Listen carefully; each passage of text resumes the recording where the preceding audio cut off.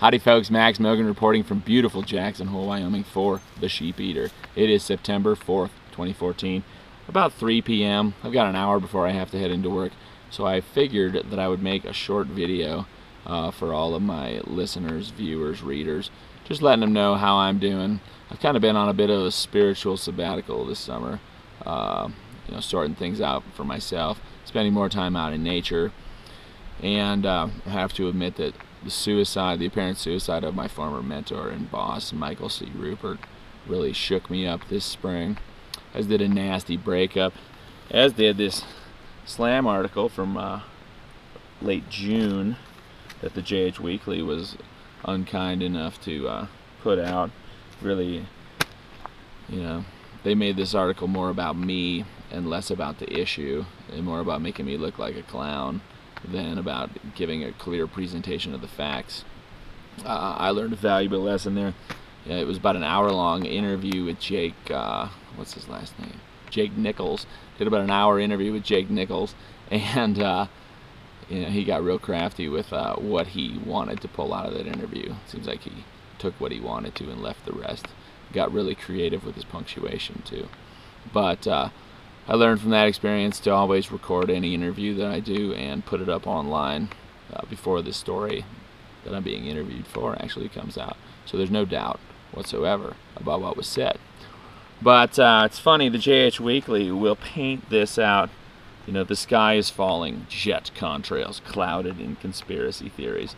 So immediately that equates my ideas. They're not my ideas, I just espouse them. I'm just one of many, many, many people all over the world that are concerned that perhaps the weather could be manipulated without our informed consent for purposes that we don't know about, using technologies that most people don't really know about. And the evidence is visible in the sky every day. So it's not really a theory so much as it's observation and common sense. But right away, the sky is falling paints me out to be some Chicken Little, Chicken Little, the old fairy tale. Jet contrails clouded in conspiracy theories. Right there in the tagline. Well, we're only dealing with contrails, not chemtrails, and it's a conspiracy theory. That pretty much sums up the article.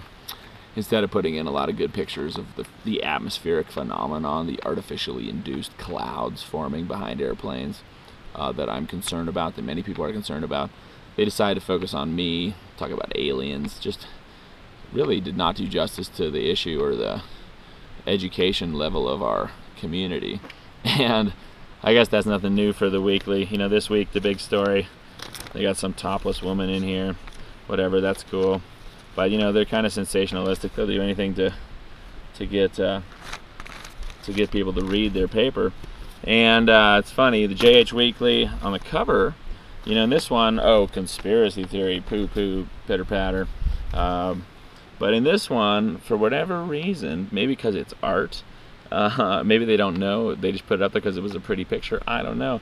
But on this cover of the Weekly, it's basically a document, a really well done screen print by local artist Aaron Wallace, documenting the Iran-Contra scandal, the conspiracy, a confirmed historical conspiracy that went to the highest levels of power in the United States government, wherein the U.S. military was selling guns to the Contras in Nicaragua during the wars back then, Cold War wars against the Russians, in exchange for cocaine, loading up planes and ships with cocaine, bringing it back to the U.S. and selling it. Believe it or not, CIA would more accurately stand for Cocaine Importation Agency than Central Intelligence Agency, because there's really nothing that wise about drugging your entire populace. Cocaine has devastated many lives, especially the crack epidemic of the 80s and 90s that swept across the nation, decimated individual lives, families, neighborhoods, whole urban areas. And this guy in the middle here, Freeway Ricky Ross, hopefully you can see that bird flying overhead, but Freeway Ricky Ross was a distributor. He was a civilian kind of gangster type that was working with Ollie North, the CIA, and other government military types to bring the cocaine into the country. Ricky Ross was based out of Los Angeles, and he was distributing cocaine, tons and tons, hundreds of tons of cocaine, to 42 major metropolitan areas in the United States. There are books about this. It's well documented. You go online, you'll find what you're looking for, whether it confirms or denies what I'm saying. But the truth is out there. And I think Aaron Wallace is pretty close to hitting it on the head with this. Another guy who really hit it on the head, if you look here in the fine print, it says, "Rest in peace, R.I.P. Gary Webb." Gary Webb was a reporter for the San Jose Mercury who wrote an excellent series of investigative journalist pieces on this called Dark Alliance, documenting the Iran-Contra scandal, the whole situation with the CIA smuggling drugs into this country. Nowadays, the United States government is still the world's largest drug dealer, most notably by controlling the opium harvest and distribution in Afghanistan. Okay, Gary Webb, Dark Alliance, 1996, great book. I think 2001, I believe, was when Gary Webb died. They called it a suicide, but he shot himself twice in the head. My former boss, Mike Rupert, recent suicide, just one shot to the head. As far as I know, I wasn't there. I'm just taking information secondhand on that one. But point is, it looks like Gary Webb was killed for his work, and my former boss, Mike Rupert, was actually a guy who predated Gary Webb by 20 years in blowing the whistle on this U.S. government cocaine smuggling conspiracy. All the way back in the late 1970s, I believe it was 1976, maybe 1978.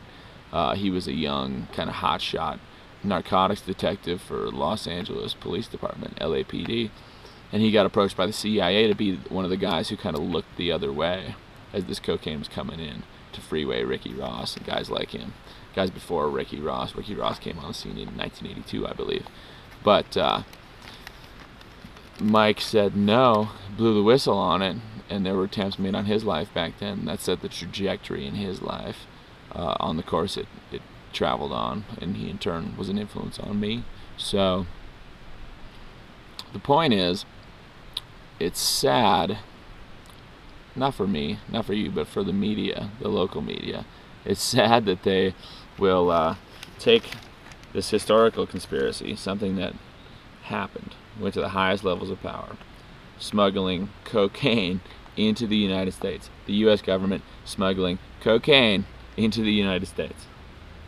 It happened.